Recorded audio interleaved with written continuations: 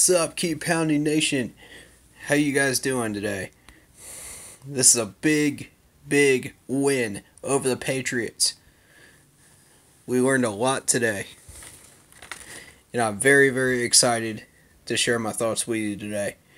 Anytime we get a win against the Patriots, it's a huge deal around Carolina. Everybody knows we have some bad blood with these guys, and it's so exciting. I'm so pumped to see that win right there. That taught us so much about what we have on this team. So let's go down this amazing roster of accomplishments today. We're going to start by positions. We're going to go from there. And I'll be giving you my grades as we go along by position as we go into each position. Let's start with quarterback, Cam Newton. We're going to start with Cam Newton. Now, my only issue with Cam today, he looked amazing, but my only issue with him is when he scrambled out of the pocket and he was holding the ball like a loaf of bread. And it annoyed me so much. That is my pet peeve.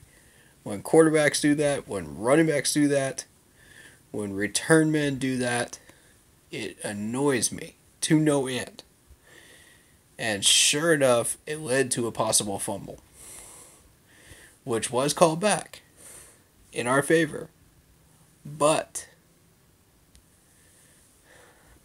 the chances of an injury because of that, and the chances of a fumble because of that, are greatly increased.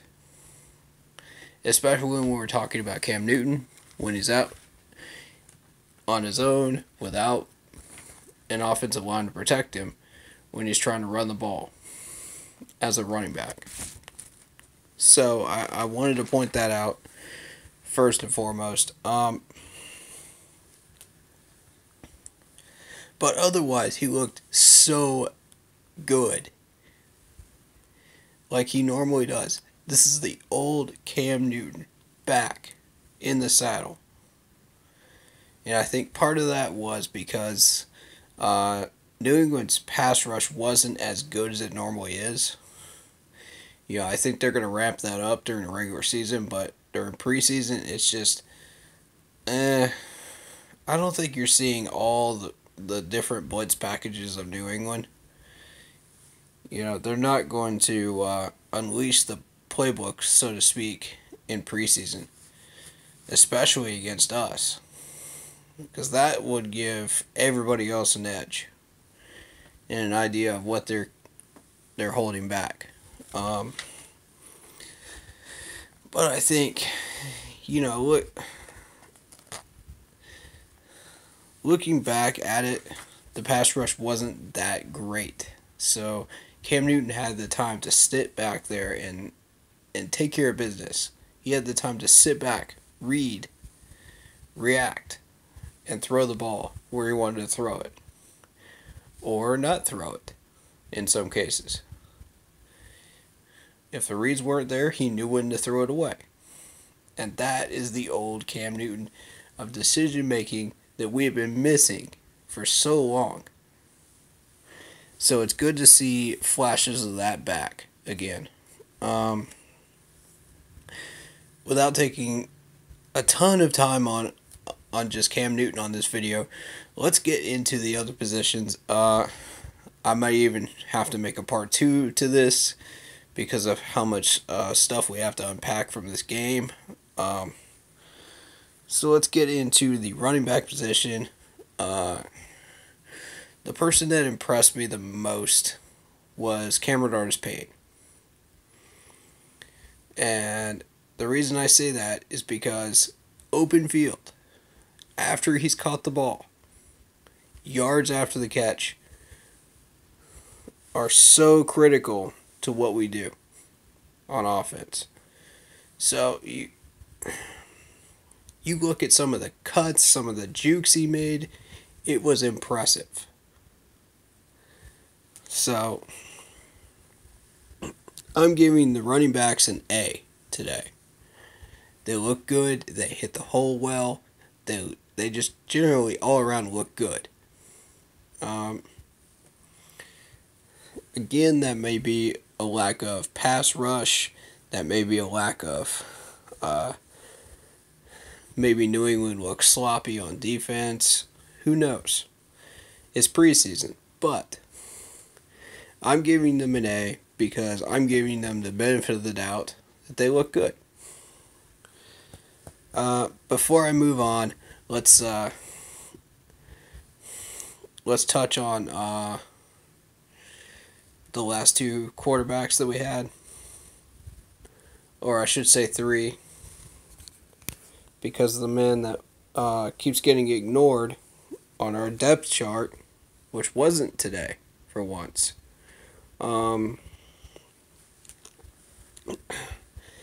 Which they technically it's not a depth chart yet, but I would have to say it's starting to shape up into one after today.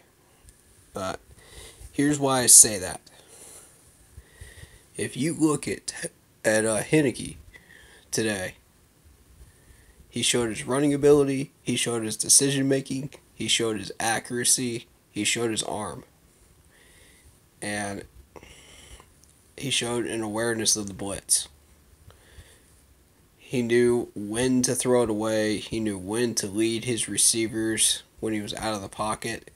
It looked good. He looked really, really good today.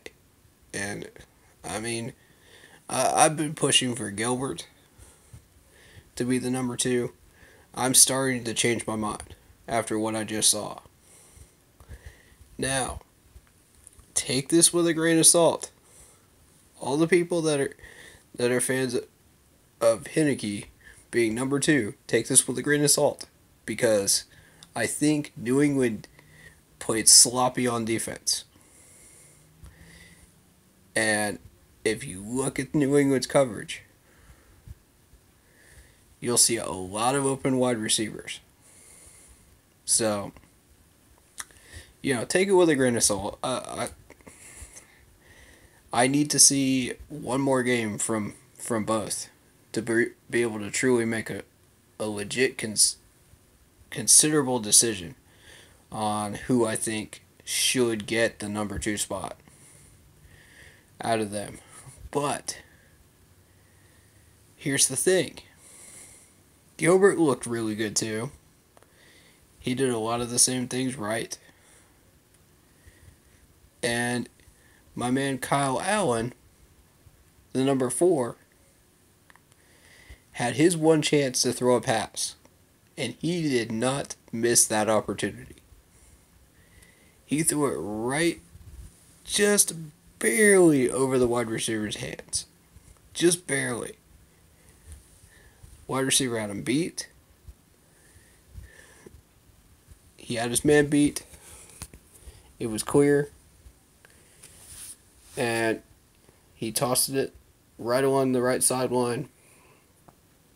Unfortunately, it was not caught, and it was just a little bit over his hands. But he showed his arm. He showed his accuracy. And that made me want to see more.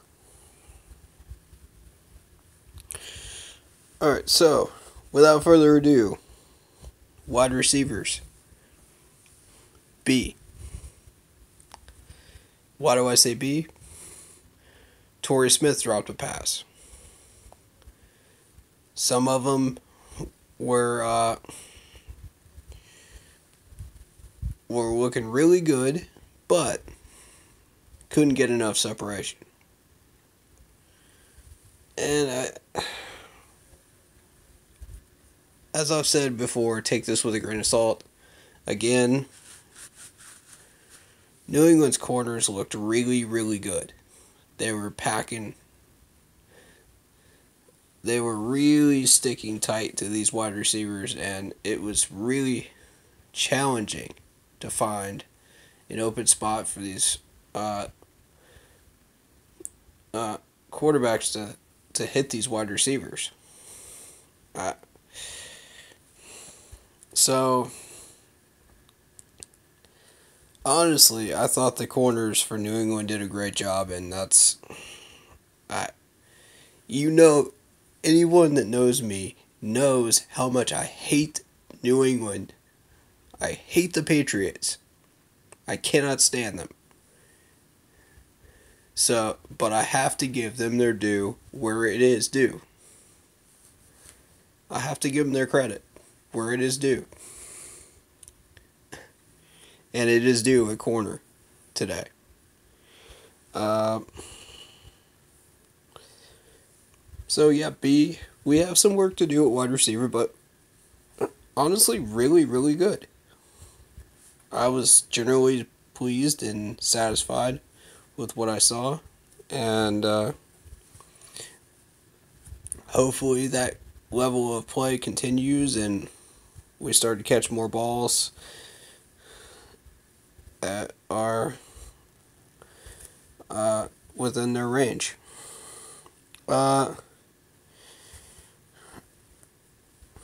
Offensive line. A. To the main event, the offensive line. Tara Moton. Excellent job today. I think even with a New England pass rush, he still would have handled it pretty well. Even if this was regular season, he would still handle himself very well on that line where he was placed. I do want to point out that there was an injury on the line. I'm trying to find it in my notes. Give me a second here. I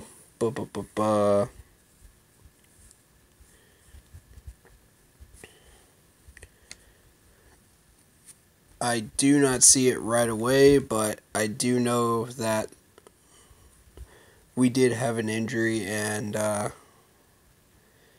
there was a player that was sent in to replace an offensive, either a tackle or a guard. I think it was a tackle. If I'm not mistaken, right tackle. But fill me in on the comments below if you know who that player is and who filled in for him. I would appreciate that very much. Looking at these notes later on, I'll probably find it. Or I'll probably put it in the second video for you. But overall, A for the offensive line. For the defensive line, B-. I was looking at specifically the holes that they were opening up for Shaq. To get his tackles for loss. Shaq had 7 tackles for a loss going into halftime. 7. 7 full tackles, and 2 of them were for a loss. 2 of them were for a loss. I gotta correct myself on that. Sorry, guys. But 7 tackles as a whole. Matching Luke Kuechly's 7. That's impressive. And all of that was due to the defensive line opening up those holes for him to run through. To get those tackles for a loss. And to shut down that running game for at least a good chunk of the game. I mean, they barely even ran very much at all against us until the fourth quarter, I would assume. Looking back at it. But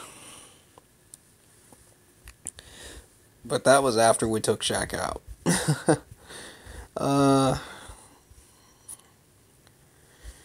Honestly, the corners were a B- for me.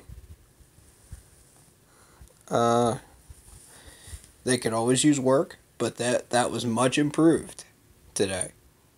I saw much better tackling from the corners. I saw a much better closing speed by these corners. And I saw the yards after the catch number go way, way down. I don't know if anybody noticed that in the stat sheet, because it's not going to show up until you look at the totals, as the overall totals. And I haven't had a chance to really look at all of the stats yet for the entire game, but I'll look at those tomorrow. And that is what I wanted to point out, was the yards after the catch. They barely had any during the first 3 quarters. Very impressive corners. In particular, Dante Jackson. He looked really, really solid. And Gunter, much improved. I had some doubts about him in the past couple of games. He stepped it up.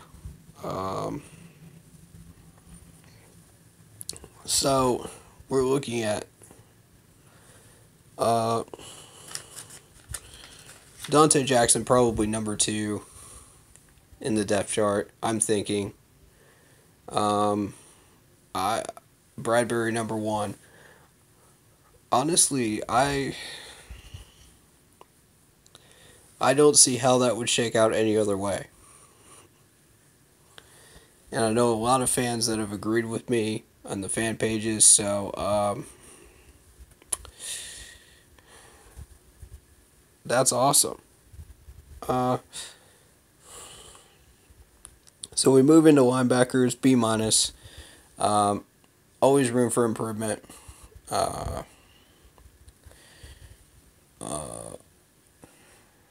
In particular, Luke, Shaq, and Corn Elder were the reasons was a B-. Instead of just a regular C+, which I would have given it without those 3 doing what they usually do. They really pushed the envelope today.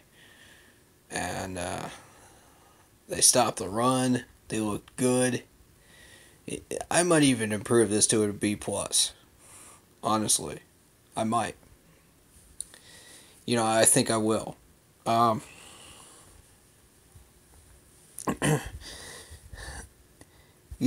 I always pick a player in the last 2 minutes of every preseason game that catches my attention. Today it was Corn Elder. You look at what he did in that 4th quarter in those last 2 minutes. Man, he was getting it today. He looked like he wanted a spot on this roster. I'm going to tell you, he's a draft pick, and as far as I'm concerned, he has a spot on this roster. If he keeps playing like that, he's going to continue to keep his spot on the roster. Contract or no contract, man. That's the level of play we want at linebacker, in our depth. That is what is going to continue to sustain us on defense. Safety, B+. You really didn't see Mike Adams that much make plays. He didn't really have to clean up that much today. But he was there. He was active. He did make 1 tackle, I think. That was significant. Free safety, B+. And I do want to say Gano, A. Finally, he hits every single kick down the middle during a preseason game this year.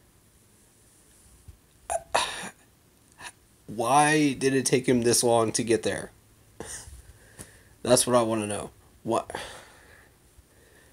What was going on that was making him hook or shank his kicks to the left? I mean, that was wild.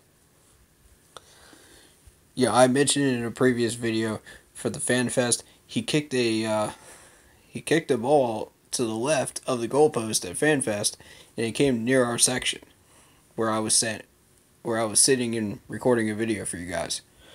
But A+ for him today. Very nice. Very nice. Long range, short range, he didn't miss. I think I pretty much covered everybody. The players that got my attention the most were Bird, of course, Heineke, Cox got my attention, as well as yeah,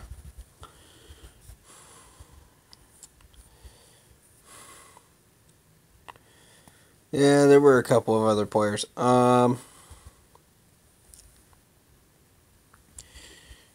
Actually, I do have a few more points to make, but I'll make those after I point out the other players that got my attention. Let's see. Doss got my attention. He had some trouble with coverage, but he had really nice closing speed and got the tackles and was able to get it done.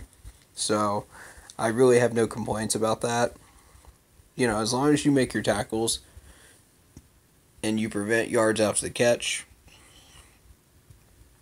I have no issue of wherever you decide to play your coverage in preseason. Now, in regular season, if you were to play back 5 or 6 yards and manage to stop a wide receiver or a running back for less than 3 yards after the catch, that's very positive for me. Because some of these wide receivers and running backs are very, very talented in the league. So you're looking at a much improved corner position if that's the case.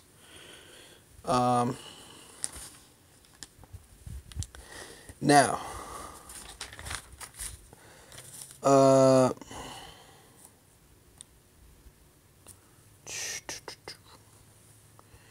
what else do I have?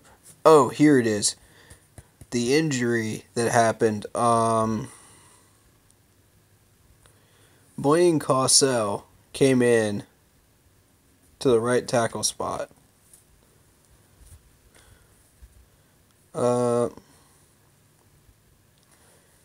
I'm still trying to find the name of the person that got injured. I don't think I got it in my notes. But,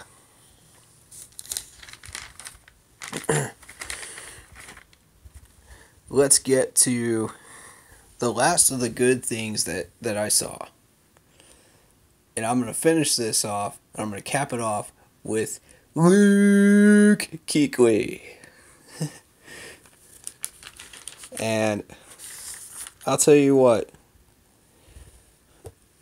Luke does not take kindly with all the stuff that New England tries to get away with, and did get away with the refs. The biggest thing that pissed him off, that finally set him off to start absolutely slaying some New England offensive players, legally I might add, without drawing flags. But the thing that set him off was a personal foul by a New England Pats player that pushed down one of our players after a good play that Luke made. Luke did not take kindly to that. Let me tell you, that's what set him off and he got 7 tackles because of it. 7 brutal tackles, I might add. They were dirty. uh,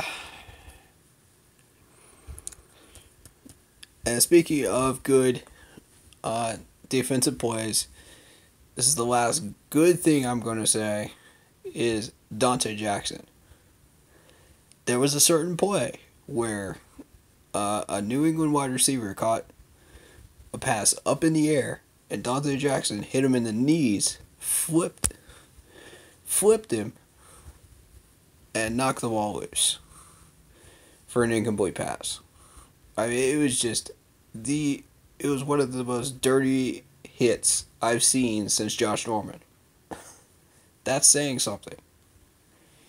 I give Josh Norman his credit. I give him his due. But when you look at Dante Jackson, good things are going to start happening with him at number 2 spot. I guarantee it. He just showed flashes tonight of what he's capable of.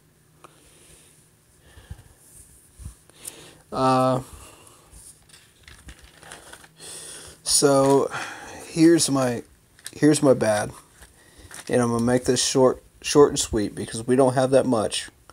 I noticed a few flags. Number 1 was a pass interference by Alex Carter, which we just recently signed.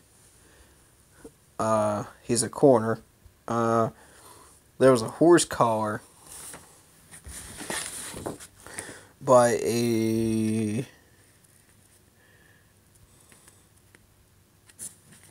Eatman, I believe it was. Yeah, Eatman. That was, he's been in the league long enough. He should know better than that.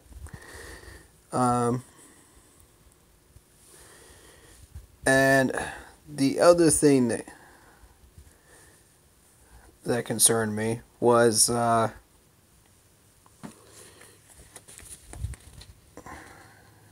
this is really going to upset some people. Kyle Friend. Now, nobody's been talking about this guy because he's been quietly doing his job, but today he missed 2 critical blocks. Now, one of them you're going to notice on tape. The other one you're not. The first one led to a quarterback pressure, which Heineke got out of. But the other one was part of a blitz play. And it was a linebacker that came through. He could have picked him up. He could have. But he let go of his block. He either let go of it or he missed his block. And it led to a tackle for a loss of 2 yards. Now, the reason why I noticed him is because, number 1, there were 2 pass rushers on that play. That specific play. The first one got to the quarterback. The second one was let in by him. And you'll notice it because he wasn't. He looked like he had just missed a block. He looked like he had no one to block when the pass rusher had already beaten him and was already halfway there. So that's what I got on that one. I know I'm going to sound crazy when I try to explain that one, but that's what I noticed. And the final thing that bothered me was there was one particular play where a wide receiver came across the middle, and 5 people in blue jerseys missed a tackle on the same play. Do you know how much that annoys me as a fan to watch that? I know it's third string. I know it's late in the game. But still, 5 missed tackles on one play. What did we all just suddenly decide to take a play off? What was that? I don't know. Drop some comments down below on that. Whatever your thoughts are on that. And players that got your attention and why. I want to mention one final thing before I end this video. Is Greg Olsen on the final drive of the first half, that 2-minute drive. We had one timeout, and I've been preaching last year that Ron Rivera was having trouble using timeouts properly, and that became a pet peeve the entire year of 2017. So, Greg Olsen, with the final timeout, takes it wisely at 17 seconds when he slid out of bounds, came back in, huddled up, got a nice play in, and quickly got the clock down to 1 second before they spiked it. And got that field goal in. That was a very, very effective drive, and I was very, very pleased by it. That was a very good use of timeouts. That was a very good drive by Cam and Christian McCaffrey and Funchess, of course. Got a couple of passes in. I don't remember whether it was that drive or the drive before, but that was very impressive too. But I was very, very happy with that play.